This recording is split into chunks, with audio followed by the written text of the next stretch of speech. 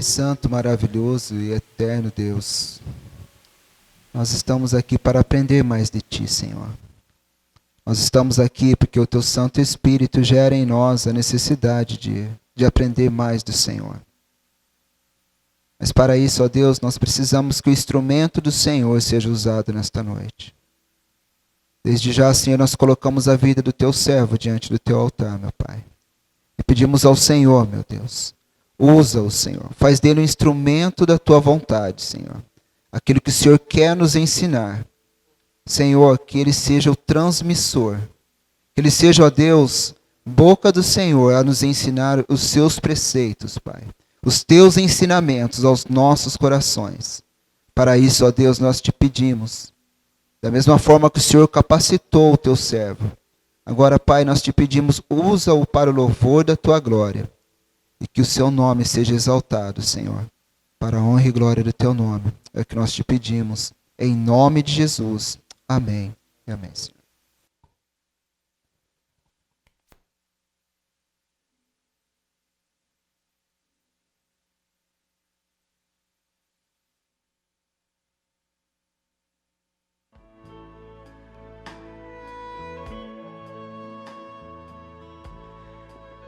Aleluia, louvado seja Deus. Isso aqui é ruim, irmãos, principalmente para quem tem cabeção, é o meu caso, né? Então fica ruim de colocar, né? Fica meio estranho, meio difícil. Mas eu quero saudar a todos os irmãos com a doce paz de Jesus Cristo, nosso Senhor, amém? Amém! Oh, gostei desse amém, gostei. Amados, o Senhor tem nos abençoado de tal forma, de uma maneira tão grandiosa, que não tem como não chamar a atenção para a maneira que Ele, Deus, tem conduzido as nossas vidas. Como o Senhor tem nos dado direção, como Ele tem mostrado, revelado a sua glória, o seu poder. E pensando em tudo isso, hoje nós começamos a chegar nos momentos finais, né, da nossa palestra sobre as características de um verdadeiro pastor. E acredito eu que nós vamos começar a pensar já numa formatura, né? Você pensa, mas por que, pastor? Porque a coisa mais linda que existe é quando um crente cheio do Espírito Santo e movido com a palavra, ele consegue enxergar as coisas espirituais. E é desejo do meu coração fazer isso. Que nós venhamos a enxergar aquilo que é espiritual, não é? E hoje, dentro das características que nós temos visto, né, que nós já vimos desde o começo, e quero mandar lá um abraço enorme o pessoal de Autônia, que está acompanhando lá, os irmãos a irmã da Cida, do Tião Porcada, né? O pessoal que está lá, que acompanha aí. Que gostoso é ver as pessoas ouvindo e aprendendo, não é? E eu começava a compartilhar, e bastante gente estava falando assim, pastor, nós não tínhamos a ideia de que precisava ter base bíblica para a pessoa ser um pastor. A gente chegava na igreja, havia um pastor e está tudo resolvido. Irmãos, há igrejas, existe uma ideologia muito perigosa que diz assim, se você ler muito a Bíblia, você vai ficar louco. Já ouviram isso? Se você estudar muito a Bíblia, você vai ficar louco. E por épocas, igrejas falavam isso para impedir que o povo conhecesse. Em algum tempo, as missas eram até feitas em outra língua e você nem sabia o que estava acontecendo. As pessoas têm medo da palavra que liberta, e a palavra liberta. É a palavra de Deus que liberta. Conhecer a palavra, a verdade é a palavra. E hoje de manhã, no nosso culto, lá em João 6, nós falamos um pouco sobre isso, não é? Jesus ele começa a ensinar. E ele começa a falar daquele que come do corpo, bebe do sangue, faz parte dele. E eu dizia hoje de manhã sobre isso um pouco. Falava sobre a ideia de comer e beber do sangue. É engraçado que quando você come um peixe, não dá para saber mais o que é peixe e o que é você. Os dois se fundiram, né? Não tem como saber. Você que comeu aí um pedaço de boi, não dá para saber o que é um boi e o que é você. Agora são uma só, né? Você que comeu até o alface, porque segundo a minha esposa nós temos albinos, né? Ah, não é albino, vegetariano, né? Eu não sei o que é isso, é uma confusão.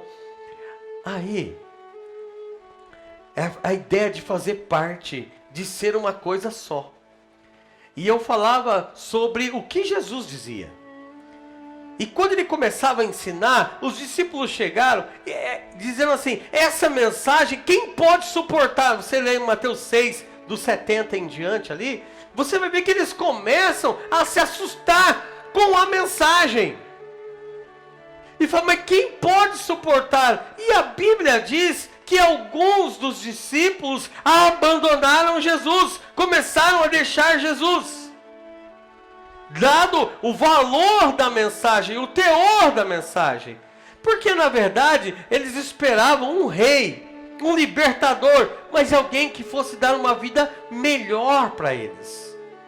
Eles pensavam muito no que comer, no que beber, no que vestir. Aí aparece um rei, um sacerdote, o Senhor, e diz para eles, lá no capítulo 72, ou mais ou menos, no versículo 72, perdão, de João 6, que a carne não vale nada.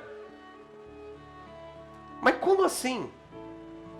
Né? E é o que nós lemos hoje de manhã. Eu só quero replicar para a gente poder basear biblicamente, para que o pastor também não os leve a errar.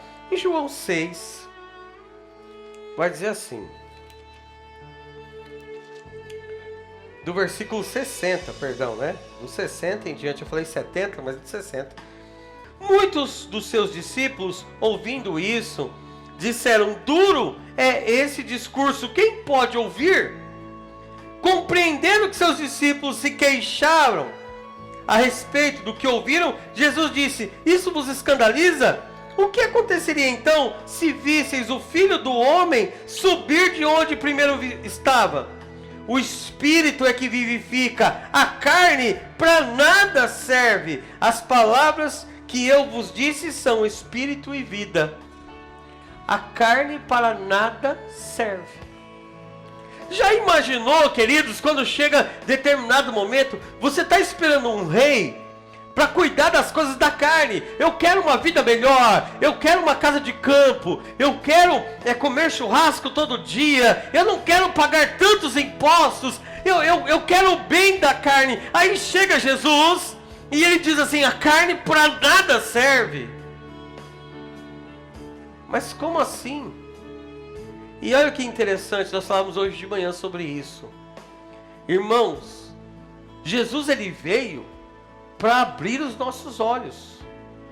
Para abrir os nossos olhos. Não é? Ele veio para mostrar coisas que nós não enxergamos. Ele veio para revelar coisas muito maiores do que nós. E ele revela assim, vocês estão buscando coisa da carne. É isso que vocês querem. Mas não foi para isso que eu vim. A Bíblia diz que carne e sangue não herdarão o reino dos céus. Então, tem que abrir a visão. Não pode ficar na mesma visão. E eu dizia hoje de manhã, né? Imagine você. E vou pegar o Leandrinho. Leandrinho, olha essa, que coisa linda. Eu sempre tenho que pegar alguém de modelo. Já percebeu? Né? Isso é bom. Grava na mente. Algumas coisas são boas, é verdade. Imagine você, o Leandrinho, ele pega uma infecção violenta. Uma infecção violenta. Não é? E ele tem que tomar Bezetacil. Que delícia, né, irmãos? Que delícia. Tem gente que foge da Bezetacil. Né, tu? Tem gente que dispara quando foge da Bezetacil, né? Você já tomou Bezetacil? Bezetacil, o negócio é tão poderoso que muda até o seu andar, né? Você percebeu? Você entra bem e você sai andando estranho. É o poder do negócio. Aí, tem que tomar bezetacil. Aí ele vai lá, o médico prepara a seringa, a agulha, vai lá e fala assim, Leandrinho, fica aí na posição. Aí vai lá, abaixa a cueca de Bob Esponja dele, né? E aplica a danada. Aí ele começa a melhorar. Pastor, o que isso tem a ver com o ensino da palavra? Preste atenção. O que Jesus está dizendo? O que é mais importante, irmão? É o líquido que estava dentro, que foi introduzido nele para a cura da sua enfermidade? Ou a seringa e a agulha? Qual que é mais importante? O líquido. É lógico. Mas é isso que os discípulos não entendiam, né? Eles então gastaram o tempo com a carcaça. Carne e sangue não vão herdar o reino. O que importa é as coisas do Espírito. E nós passamos a vida inteira cuidando da seringa e da agulha. E amamos isso, enfeitamos isso. Mas o mais importante, eu pergunto, se o médico chegasse, fizesse a mesma coisa com o Leandrinho, fosse lá com as suas obras do Bob Esponja e aplicasse vazio, adiantava alguma coisa? Não adiantava, sabe por quê? Porque isso não é importante. Quando Jesus está ensinando, Ele está falando, vocês estão em busca de uma coisa que não é importante. Não é importante. Por isso que Ele diz, a carne nada vale. Porque nós estamos em busca de uma coisa que não é o importante. O importante é o Espírito. É aquilo que vivifica. Mas aí Jesus, ele não briga com eles. Jesus não tenta prender eles. Jesus fala assim, olha, vocês também não querem ir, os que sobraram? Aí entra Pedro e diz, para onde nós iremos, se só o Senhor tem palavras de vida eterna? É interessante imaginar e pensar, queridos, que quando o Senhor está em busca de verdadeiros adoradores, os verdadeiros adoradores entendem o que verdadeiramente é importante. O que de fato é importante.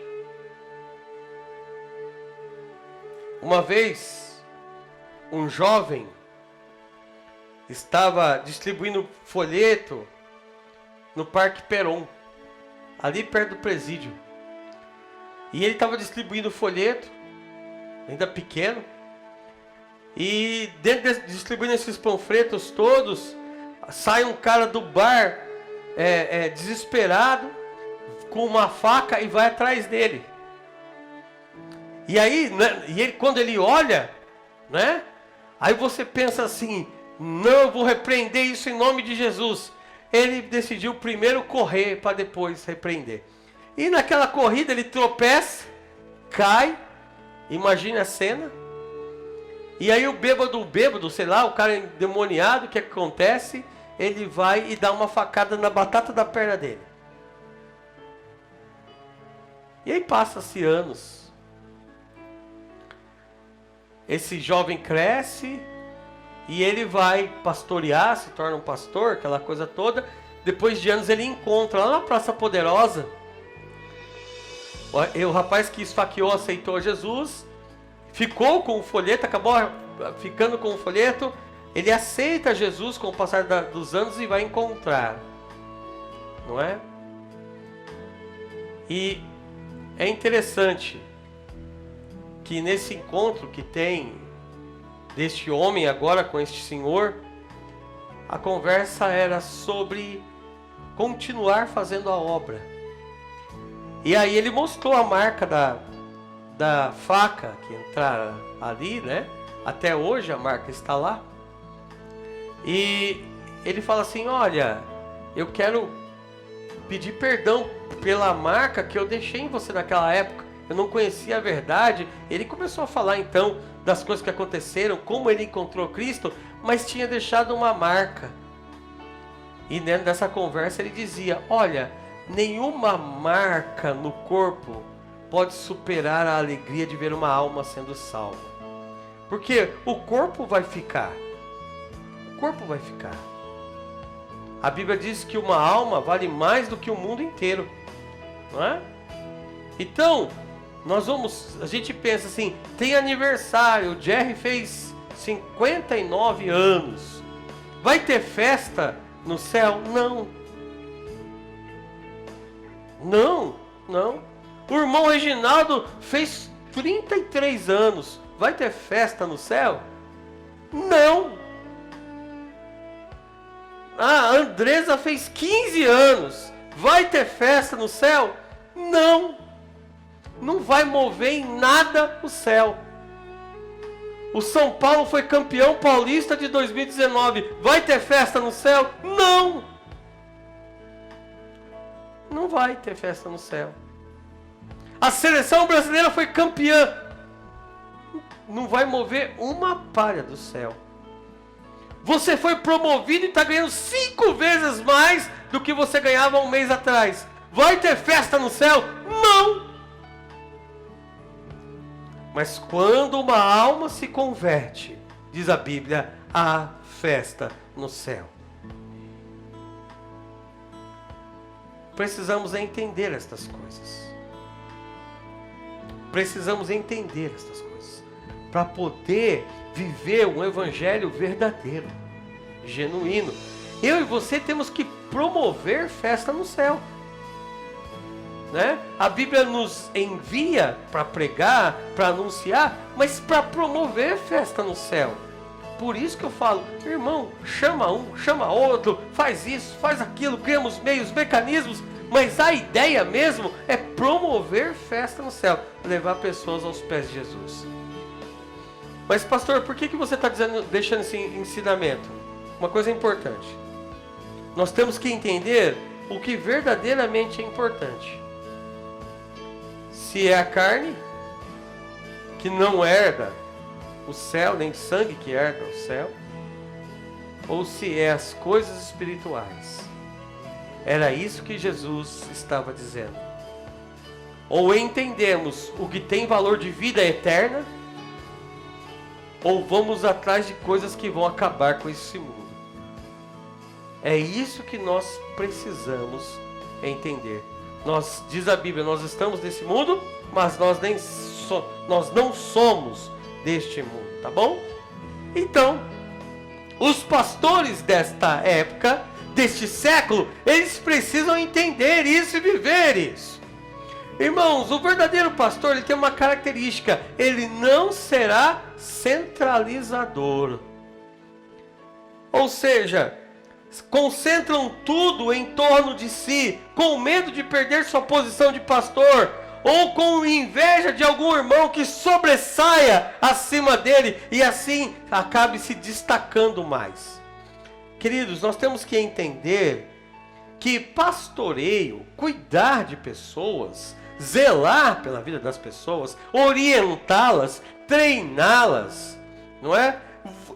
A alegria do pastor, do verdadeiro pastor, é que suas ovelhas sobressaiam, conheçam até mais do que ele, tenham uma vida ainda com mais intimidade do que ele. O segredo é criar, é treinar, é discipular pessoas que que tenham uma comunhão intensa com Deus e não ter medo de perder cargo. Irmão, isso aqui não é uma empresa, isso aqui não é uma prefeitura, isso aqui, queridos, é o reino de Deus. A procura não é pela manutenção ou sustentação de um reinado na terra. É para aumentar o reinado dos céus. Exatamente isso. É para que nós venhamos aumentar o reino de Deus. Agora, quando há disputa, não é? Quando há quem é maior, quem faz isso, eu sou diácono, eu sou pastor, eu sou ministro de louvor, eu sou isso, eu sou aquilo outro. Eu vou dizer uma coisa para você. Significa que não tem característica da igreja de Cristo. A palavra de Deus nos ensina que aquele que se humilhar será exaltado, o exaltado será humilhado. Se você quiser ser o maior no reino dos céus, então sirva. Lave pés. Nós temos que entender uma coisa, queridos. nós queremos transformar a igreja de Cristo num órgão do mundo, numa ONG do mundo. Nós queremos adequar sistemas, não é? Hoje de manhã eu falava sobre isso. Quando na busca do poder, nós gostamos do que, na verdade? Nós gostamos de Cristo, ou nós adoramos Cristo, exaltamos Cristo? A nossa busca é por Ele ou é pelos eventos? Eu dizia isso de manhã. Já falou que você chega aqui na igreja? Tem eventos, né? Aí tem um louvor que é gostoso, bonito, não é? Aí entra todo mundo. Você já viu, já foi em festa de aniversário? Nos Estados Unidos é muito comum aquelas festas de aniversário. A pessoa chega, o que importa é a festança. Aqueles que pulam, que cantam, que vão de karaokê, tal. E a pessoa chega, eu vim, que festa bacana. E o aniversariante está no canto ali, ninguém nem sabe quem é o aniversariante. As igrejas não são assim também? As pessoas veem que gostam, às vezes, de louvor. Irmão, música bonita, todo mundo gosta. Quem não gosta de uma boa música? Uma música bonita, todo mundo gosta. Uma boa apresentação, todo mundo gosta. Mas se isso não for direcionado com a intenção de adoração, de nada serve. Imagine você que aquela festa, todo mundo alegre, de repente o aniversariante sai, vai até embora, ninguém nem percebe. E sabe o que acontece? Continua a festa. Porque o alvo não é o aniversariante. E por vezes na igreja, o alvo não é Jesus. Não é Jesus. Sabe por quê, meu amado irmão? Nós vivemos o tempo da igreja do Senhor Silvio Santos. A igreja do que quem quer dinheiro. A igreja do quem quer dinheiro.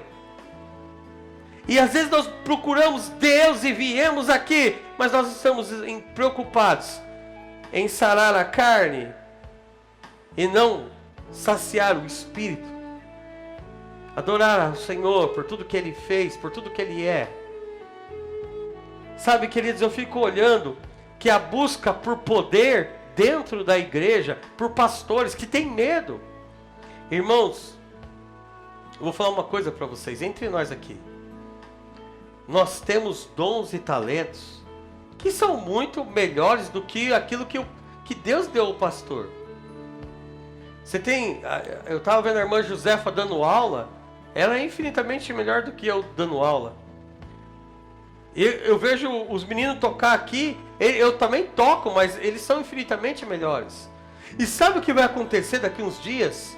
Surgirão pastores que vão pregar muito melhor do que o pastor. Surgirão membros que vão pregar muito melhor do que o pastor. Com uma dinâmica melhor, com um jeito melhor. É claro que vai existir e que seja assim. Que seja assim, porque isso é muito bom, porque importa que o reino cresça, não homens cresçam. O reino precisa crescer, não é?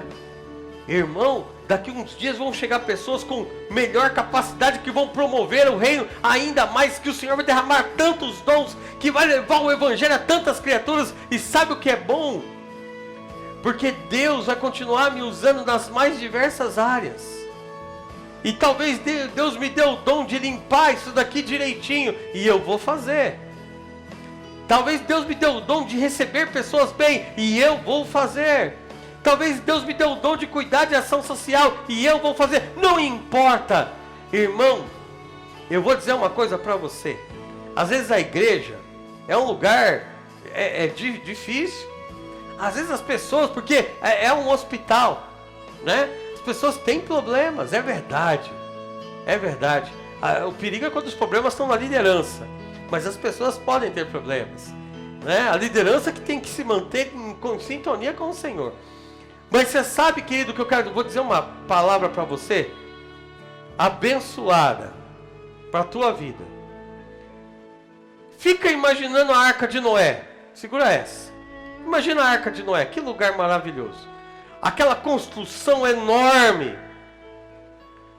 Imagina aquele monte de animal entrando. Animal, um bicho cheiroso, né? não é cheiroso? E vai entrando animal. E eu fico imaginando os casais. Eu fico imaginando um casal de antas. Já imaginou um casal de antas? Não é? Eu fico imaginando o boi e a vaca entrando. Irmão, um dia eu fui ali onde minha mãe nasceu, lá em Eloy Mendes, onde Judas perdeu a meia, porque a bota já tinha perdido para cá, né? Bem longe daqui. Aí, sabe o que acontece? Chegando lá, eu vi uma vaca marcando território, né? Soltando o maior potroço na minha frente. Falta de educação da vaca. Irmão, você sabe que eu louvei a Deus, a perfeição de Deus. Graças a Deus que vaca não voa. Porque se vaca voasse e caísse aquilo de cima do céu, seria um negócio bravo. Mas imagina a vaca ali, imagina ali as girafas, imagine ali chegando, aquela coisa, e aí entraram na arca, fechou, chuva para todo lado, aquela umidade terrível, um lugar fechado, e os animais defecando naquele lugar. Imagina que aquilo entrava no vãozinho das madeiras. Imagina a madeira molhada. Você já sentiu o cheiro de madeira molhada? Que coisa cheirosa. Aquele lugar, irmão, era o lugar mais fedido que poderia existir. Um lugar bravo. Aquele cheiro enorme. Aquela umidade. Só chovendo. Você já viu sua casa quando chove muito tempo e dá umidade na parede? Como que ela fica cheirosa? Imagina a arca, cheio de animal. Eu imagino o gato da minha mãe na arca. Meu Deus do céu, um dos animais mais fedorentos que eu já vi.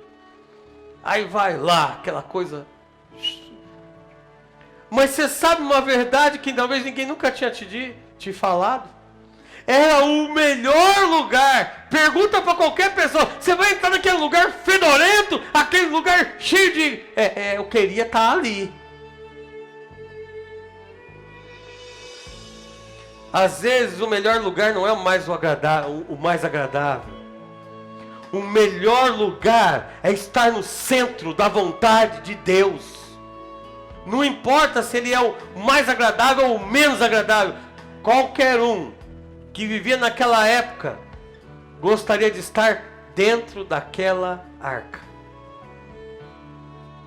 Sabia? O triste é o crente pica-pau. Imagina chovendo e o pica-pau na madeira. Porque tem crente pica-pau, né? Que tenta destruir a obra do Senhor. Tem. Mas o pastor tem que fazer isso também. Então, não dá, irmãos, para que a liderança, o pastor, ele seja centralizador. Ele tenha medo. Medo de distribuir as funções. Nós vamos ver que o próprio Moisés, na orientação bíblica, é distribuir funções. Irmão, o evangelho que não dá glória para Deus, a glória que é devida a Deus, em que homens ficam extremamente conhecidos mais do que o próprio Deus, ele perdeu a sua essência. Por isso, pastores não são centralizadores. Uma característica não é. A característica realmente é de humildade. É a busca da expansão do reino, não é?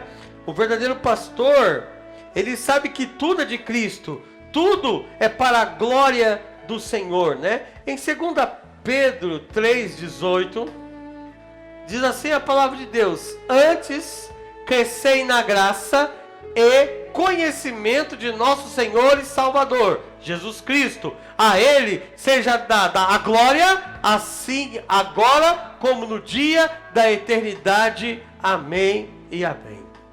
E, queridos, é imprescindível que a obra não seja minha, que a obra seja a proclamação da glória do Senhor, da salvação que é em Cristo Jesus. Nós temos que entender isso. Um pastor centralizador não pensa assim.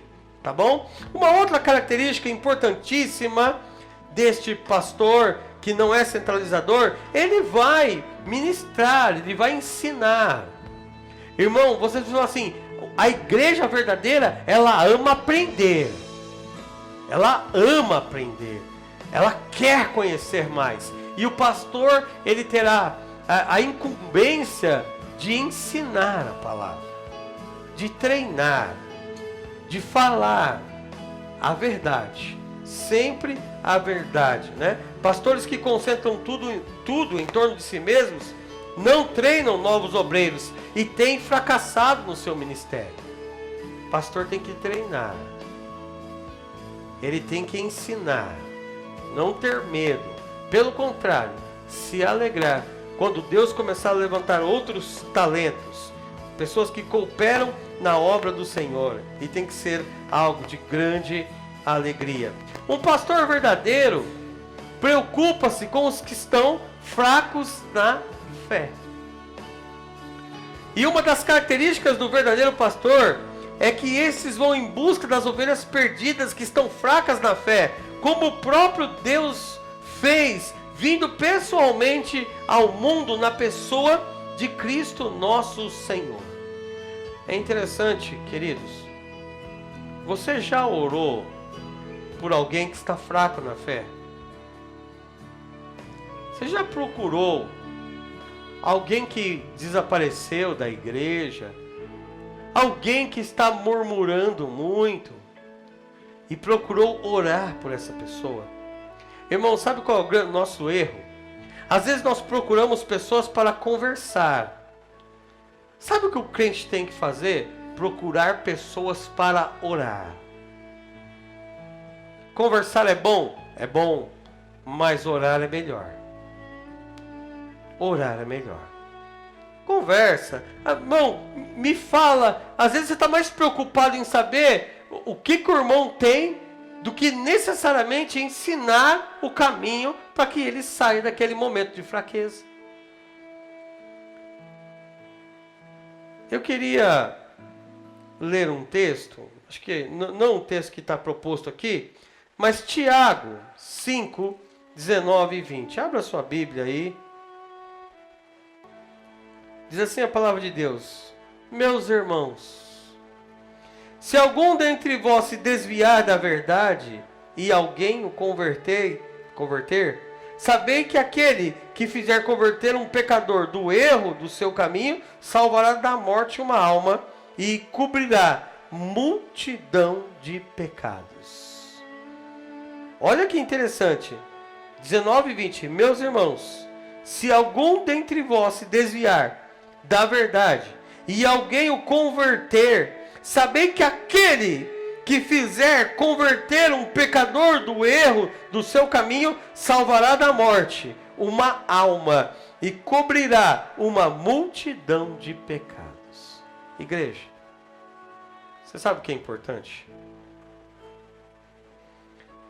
Muitas pessoas têm teorias sobre ajudar as outras.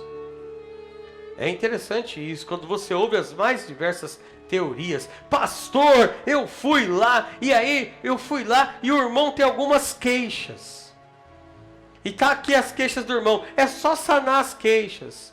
Irmão, por vezes, você não converte ninguém do seu pecado. Você confirma e fortalece a pessoa a continuar pecando. Ou seja, você não é instrumento de bênção na vida da pessoa. Por isso que eu digo a você, quando você vai e você percebeu que a pessoa tirou os olhos de Cristo, o que você tem que fazer? Levar as pessoas a olharem de novo para Cristo. E aí você vai estar convertendo essa pessoa do seu pecado. E sabe o que vai acontecer? Vai estar encobrindo multidões de pecado. Você está participando do plano da redenção. E a coisa mais linda que tem é entender que você vai, o pastor vai lá. Não é? Aí o pastor vai lá e conversa com a pessoa. E a pessoa diz assim: olha, eu não estou indo na igreja por causa do Leandrinho. porque o Leandrinho, ele falou isso, ou fez aquilo outro, e aí você fala assim, não, pastor, tem que tirar o Leandrinho para o outro entrar. Então, na verdade, você quer convencer a pessoa que o pecado dela tem razão.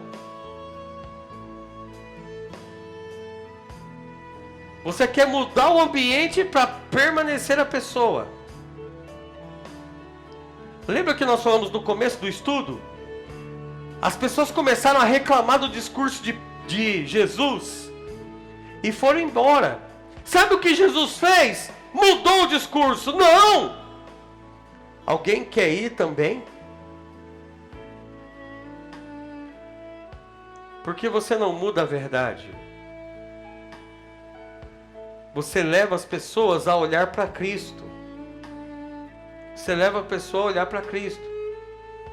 Pastor, eu não gostei, eu saí da igreja porque a irmã Josefa estava dando uma aula de Atos e ela começou a falar de como a igreja crescia e como eles se reuniam e como eles repartiam, então eles estavam ligados em oração e como eles repartiam seus bens e o pão e aquela coisa, e eu não concordo com isso. Então, irmão, você precisa identificar uma coisa. Você precisa viver a Bíblia. Não, eu acho que a irmã Josefa não pode falar sobre isso. Preste atenção. A igreja tem dono, tem o Senhor, e a igreja tem o Espírito Santo. E nesta igreja vai pregar a verdade, custe o que custar. Mas vamos pregar a verdade. Olha para Cristo. Mas pastor, do jeito que ela prega, está ferindo a minha família, porque a minha família não faz isso. Então nós vamos orar para que a sua família seja transformada.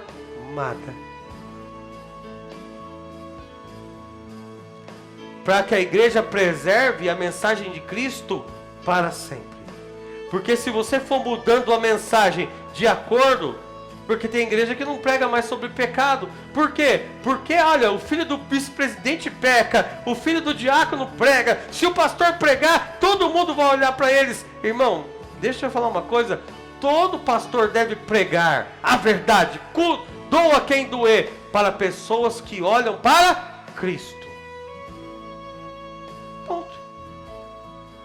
Ninguém prega a verdade para que as pessoas olhem para os outros.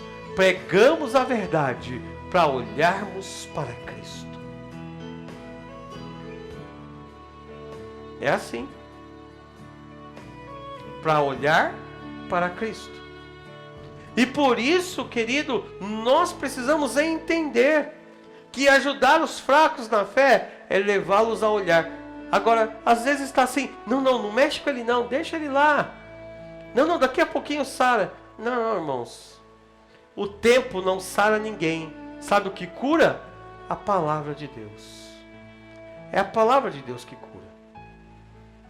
É a palavra de Deus. Uma pessoa está doente, é a palavra de Deus. A pessoa está com dependência, é a palavra de Deus. A pessoa está olhando para homens, é a palavra de Deus. É a palavra de Deus. O pastor, ele precisa estar atento, ajudar os fracos, mas com a palavra. Não negociar a santidade. Nunca negociar a santidade. Nunca. Não dá para negociar a santidade. Então não se negocia isso. Leva pessoas a olhar para Cristo. Então se você vai conversar com alguém e a pessoa então começa a reclamar e você começa a dar vazão para ela, você fortalece o seu pecado. Você não leva ninguém à santidade. Você não encobre multidões de pecados. Você aumenta. Então a pergunta é, somos bênção na vida dos outros? Ah, o irmão Pedro veio aqui e eu fui começar a reclamar para ele e ele então começou a orar por mim e falou, irmão, está na hora de você olhar para Cristo, está na hora de você pedir perdão pelos seus pecados, mas ele não vai fazer nada com o irmão X nem Y. Você sabe por que você tem desejo da justiça nos outros? é que porque falta justiça em você. Quando você quer justiça nos outros, é porque falta justiça em você. Irmão, eu não sei qual é o problema dos outros. E Jesus me ensina a nem julgar isso. Pelo contrário, quando você vai na palavra de Deus, ele fala, tira primeiro a trave que está no seu olho antes que queira tirar o cisco do olho do teu irmão. Por quê? Porque quando eu quero justiça na vida do outro, é que falta justiça em minha vida. A justiça de Deus. Eu não quero justiça na vida de ninguém, eu quero me transformar. Se Deus me muda, se Deus me purifica, se Ele me fortalece, eu vou ser bênção na vida de alguém. Eu não quero justiça na vida dos outros. Eu não quero. Eu quero que Deus faça justiça da maneira que Ele entender. Eu não quero determinar a justiça na vida de ninguém. Irmãos, há um tempo atrás, eu fui vítima de ladrões, mentirosos, enganadores, manipuladores. E aí essa semana alguém perguntou assim para mim, pastor, até pessoas que eram seus amigos, o que você pede para Deus? Justiça? Eu falei, não. Peço para o Senhor conversão. Que o Senhor tenha misericórdia. Abra os olhos, tira toda a mentira, tira todo o engano. Sabe por quê, meu irmão? Eu quero que todos se arrependam e venham ao pleno conhecimento da verdade. E ponto final. Você sabe por quê? Um dia, entre nós aqui, que ninguém nos escute. Tá vendo esses joelhos que o Senhor deu? E por herança genética do meu pai, os meus são tortos. Todo joelho se dobrará diante do nosso Deus. Todo joelho. Todo joelho. Pode ser que tenha alguém que ouve você falar. Pode ser que tenha alguém lá na televisão, lá no computador, que vai falar assim, eu não quero saber do que esse pastor está falando. Não se preocupe, porque o problema não é agora. Segundo a Bíblia diz em Apocalipse, todo joelho se dobrará diante do nosso Deus. Todo. Ninguém vai escapar. Todo joelho se dobrará. E eu falo isso com toda a convicção. Todo joelho vai se dobrar. As pessoas que te causaram mal, as pessoas que te perseguiram, que mentindo disseram todo mal contra você, não se preocupe. Todo joelho vai se dobrar diante daquele que te protege, diante daquele que te abençoa, diante daquele que é o Senhor da tua vida. Todo joelho vai se dobrar. Todo. Então, quando nós falamos de pastores que não estão preocupados com aqueles que estão fracos na fé, irmão, primeiro, se ele vai ser seu pastor, é uma escolha sua. Você vai procurar, né, dentro daquilo, um pastor que tem características de um pastor bíblico. E um pastor bíblico, ele se preocupa com aqueles que estão fracos na fé. Pastor, mas eles machucam, mas ele se preocupa com isso. Isso é um pastor bíblico, tá bom? Um pastor verdadeiro, ele precisa ter autoentrega à obra de Deus. Uma autoentrega. Ele precisa. A missão de ser um pastor verdadeiro não é tão fácil assim. Mas a partir do momento em que nos convertemos ao Senhor e vivemos por Ele, somos capacitados pelo Seu Espírito a tornarmos verdadeiros pastores segundo o coração de Deus. Por isso, o exemplo de nosso mestre, a exemplo dele, devemos ser pastores que dão a vida pelo rebanho. Isso significa, dedicamo-nos a eles, pois para isso os verdadeiros pastores foram chamados, para apacentar o rebanho de Deus, isto é, cuidar da igreja. Abra sua Bíblia em 1 Pedro 5, 2, 3. Encontra esse texto, 1 Pedro, lá no finalzinho, irmão, bem no finalzinho. Antes de Apocalipse, ali você já vai estar encontrando ali sinais de 1 Pedro. 1 Pedro 5. Versos 2 e 3. Olha lá. Lá vem. Né? Aos presbíteros que estão entre vós, admoesto eu, que sou também presbítero com eles e testemunho das aflições de Cristo. Eu estou lendo o 1, tá bom? Como alguém que participará da glória que há de se revelar. Verso 2. Apacentai o rebanho de Deus, que está entre vós, tendo cuidado dele, não por força, mas voluntariamente, não por torpe ganância, mas de boa vontade, não como dominadores dos que foram confiados, mas servindo de exemplo ao rebanho. Segura essa, isso aqui vai doer. Vai doer, mas é Bíblia e tem que doer. Tem que mexer com a gente. Irmãos, olha o que a palavra de Deus ensina sobre aqueles que não se entregam, né? Apacentai o rebanho de Deus que está entre vós, tendo cuidado dele, não por força.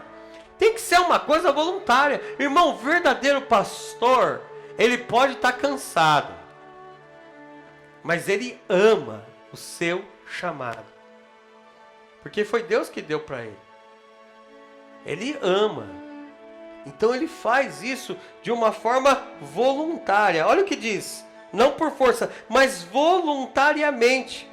Não por torpe ganância, mas de boa vontade.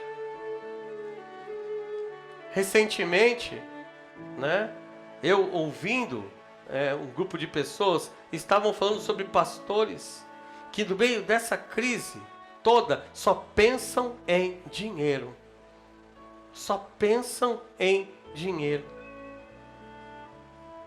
Diz a Bíblia que uma alma vale mais do que o mundo inteiro. Igrejas que já não têm conversão. Igrejas em que as pessoas não são transformadas. Igrejas em que se acomodaram com o sistema.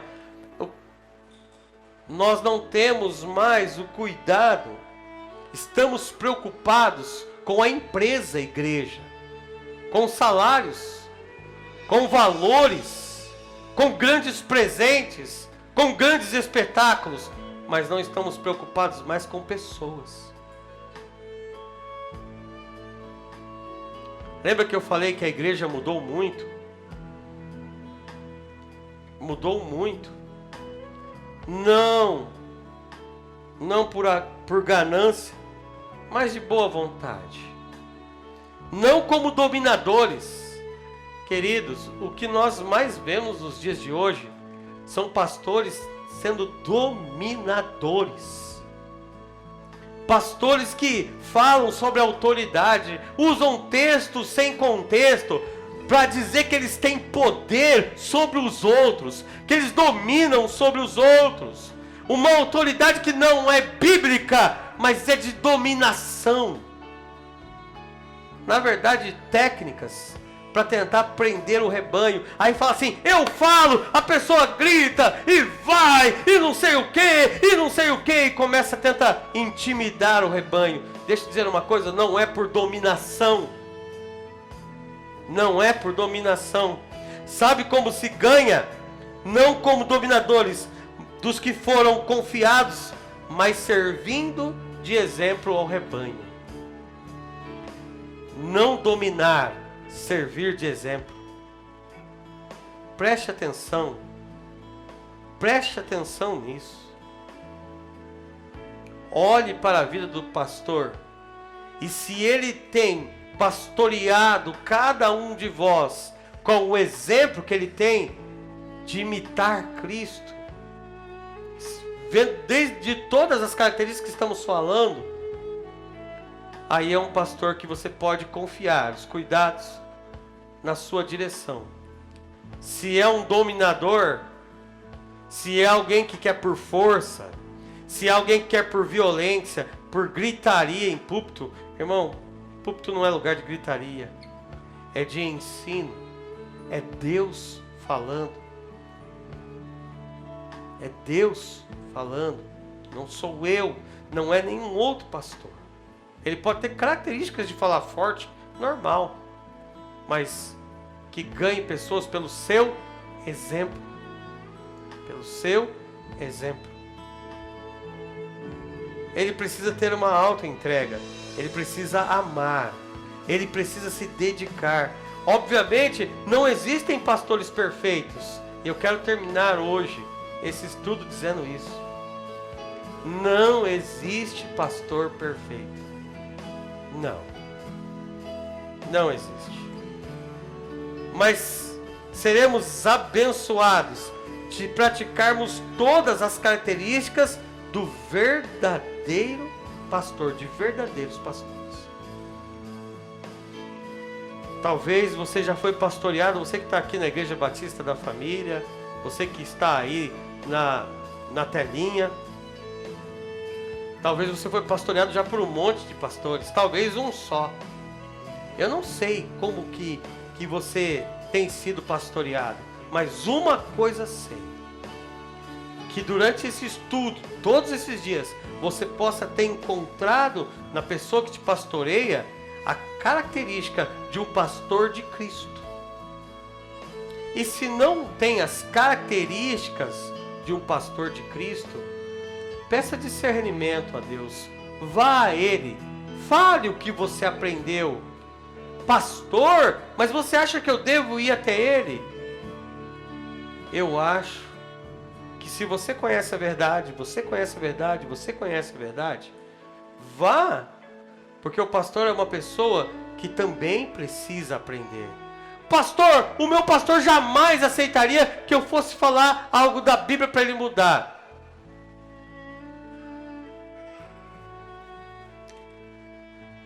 Então ele não é um pastor. Porque se um pastor não consegue mais ouvir a voz de Deus, como vai te ensinar? Como vai te ensinar?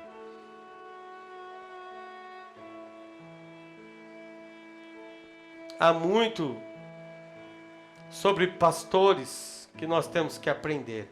E eu quero terminar a nossa série de mensagens no livro de João 13. Abra sua Bíblia. João 13, do 12 ao 17. Termino com a seguinte frase: tenhamos cuidado, pois de vós mesmo e todo o rebanho sobre o qual o Espírito Santo vos constituiu supervisores para alimentar a igreja de Deus, que ele adquiriu com o seu próprio sangue. Um pastor precisa ter a certeza que ele vai orientar, ele vai ensinar, ele vai levar a igreja a nunca se esquecer daquele que derramou o seu próprio sangue. Levar a igreja a adorar, a obedecer ele, não o pastor. Obedecer o dono da igreja. O texto diz assim, João 13, do 12 ao 17. Tendo terminado de lavar os pés dos discípulos, Jesus retomou as suas vestes e voltou para a mesa e perguntou: entendeis o que eu fiz? Vocês entendem o que eu fiz? Vós me chamais mestre e senhor, e dizes bem, pois eu sou. Ora, se eu, senhor e mestre, vos lavei os pés, vós deveis também lavar os pés uns dos outros. Eu vos dei o exemplo para que façais o que eu fiz. E em verdade vos digo que o servo não é maior do que o seu senhor, nem o enviado maior do que aquele que o enviou. A toda a igreja e a todos os pastores que também escutam essa mensagem, ele deu o exemplo. Façais da mesma maneira. Encontre verdadeiros pastores que sejam semelhantes ao Cristo que dizem que serve. E assim a glória do Senhor vai se manifestar no meio de toda a igreja. Pode ser um grupo pequeno, nós devemos ter aqui hoje uns 60, 70 pessoas. Mas eu queria dizer uma coisa a você. Se nós despertarmos, e o Brasil precisa despertar, a começar das igrejas, a voltar a viver um evangelho verdadeiro, genuíno, que tenham pastores de Deus, homens separados para uma obra específica e que vivam o Cristo que dizem que serve, então a glória do Senhor vai se manifestar em nosso meio. Que Deus abençoe a todos, em nome do Senhor Jesus. Eu queria terminar orando por nossa vida, pelos pastores desta época, para que em todo o tempo surjam igrejas que andem segundo a vontade do Pai. Vamos orar? Feche seus olhos, abaixe sua cabeça.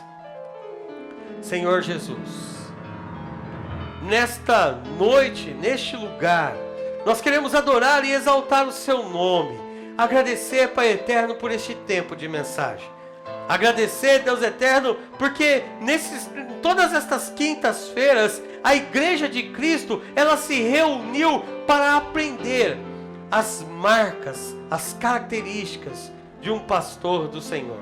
E durante este tempo, ó Deus, nós podemos ver, ó Pai, o quanto o Senhor nos ensinou, o quanto o Pai eterno nos tornou aptos para ministrar. Também aprendemos que o Senhor vai usar a nossa vida para quando os nossos pastores estiverem, Pai, confusos ou perdidos, o Senhor também vai usar-nos para servir, lavando os pés, para servir, dando os pés para ser lavados, não importa como. Nos ensina a servir como o Senhor, como Jesus Cristo. Pai, que os pastores que estão se desviando do caminho possam retornar para a verdade. Que as igrejas, Pai eterno, que perderam a consciência do verdadeiro pastor, do pastor do Senhor, possam, ó Pai eterno, nesse tempo, valorizarem aqueles homens que o Senhor colocou, que são homens verdadeiros, são presentes do Senhor para a igreja. E também, Pai, a saberem, discernirem sobre aqueles que não vêm do Senhor. Obrigado por esse tempo. Obrigado, Pai eterno, por esse momento tão especial. Que o Senhor abençoe a todos, os meus irmãos, a todos os que nos escutam, em nome de Jesus. Amém e amém. Queridos, encerramos aqui a série de mensagens sobre as características do verdadeiro pastor. Eu queria agradecer de coração a vida do irmão Chiquinho, do seu filho. Vou pedir, dá um close no Chiquinho, por favor, pode vir para lá. Isso, agradecer lá. E aí dá um close no filho. Esses tempos eles estiveram aqui, nos ajudando, nos servindo. E hoje vocês podem assistir depois as mensagens. Por isso, muito obrigado, irmão, por ter colocado seus dons, Lincoln, seus dons e talentos, para poder fazer com que a mensagem do Senhor que vai além. A Silvânia que colocou os textos, né? Os irmãos que promoveram, que fizeram o canal no YouTube, para que a palavra alcance. Aos irmãos lá de Curitiba, lá do Paraná, que levaram as fitas para distribuir os DVDs, fita do meu tempo, né? Mas eu quero agradecer a Deus, porque tanta coisa o Senhor tem feito, a toda a igreja. Você que não perdeu uma única palestra, eu estava conversando com o irmão e falando assim, nossa, como eu gosto dessa irmãzinha, ela não perdeu uma única palestra, ela veio todas. E eu quero agradecer, porque, meu irmão, é muito importante que nós não tenhamos parte do conhecimento. Agora Deus levantou recursos, homens de Deus, para que você possa acompanhar no outro dia, caso você não possa vir. Mas alguns irmãos vieram, anotaram, guardaram, vão ensinar, vão ministrar. E irmão, você quer agradar um pastor? Não é dar um terno, uma gravata, isso também é bom. Mas sabe o que você vai agradar um pastor de verdade? É quando ele vê você usando a palavra e pregando essa palavra. Aí você vai alegrar o seu coração. Que Deus nos abençoe. Vamos orar. Senhor, encerramos esse momento de estudo. Vamos começar um novo. Mas agora consagramos todos esses dias diante do teu altar. Todas estas quintas-feiras. Obrigado, Deus eterno, pela tua palavra. Porque tudo que está aqui é tua palavra. Obrigado por trazer os meus irmãos, meus amigos. Obrigado pelos meninos do som, do louvor. Obrigado pelos meninos que gravaram, pelos irmãos que vieram, pela recepção, pelo lanche que sempre tem depois do culto, pela comunhão, pela coinonia, pelas orações feitas. Muito obrigado. Agora, Pai, leva-nos em segurança para os nossos lares. Abençoa as nossas vidas. E que a palavra, ó Deus, ela seja guardada no nosso coração, para vivermos uma vida segundo a tua vontade. Assim agradecemos, em nome de Jesus. Amém e amém, Senhor Deus.